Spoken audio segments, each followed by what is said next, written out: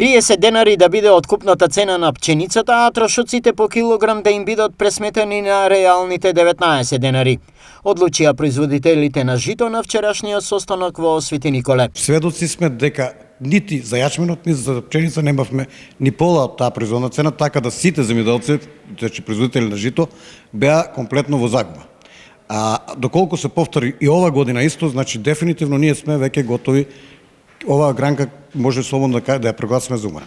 За производителите, неофицијалните откупни цени уште сега се тревожни. Ова цена што ја слушаме незванично, да речем, од трговците, јачмен за 9 денари, тоа е нешто катастрофа.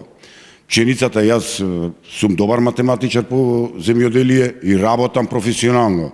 Значи, килограм пченица да се произведи, лично мене ме кошта 19 денари 0,20 пари, а ми нудат 10 денари. И кај е мојата математика? Значи, ова година е последна година што имам инвестирано и морам да се откажам од земјоделие. Која е за нив исплатливата цена? Јас барам најмалце да биде 30 денари.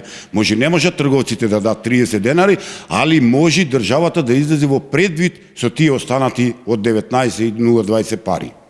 Ке застанам на страна на митат за да не лецитираме со различни бројки, ама јас ке кажам, пошто сите сме добри по математика, 1000 евра е трошок по хектар, а институциите можат да прерачунаат колку принос има државата и колка е трошоците. Па прифатливо е на нормална цена да се даде поред берзата, поред трошковите. Финалниот договор од вчерашниот состанок е категоричен и тој вели: доколку државата и откупувачите на производителите и се обидат да им го зададат последниот удар со откупните цени, тие најавуваат протести со блокирање на патишта.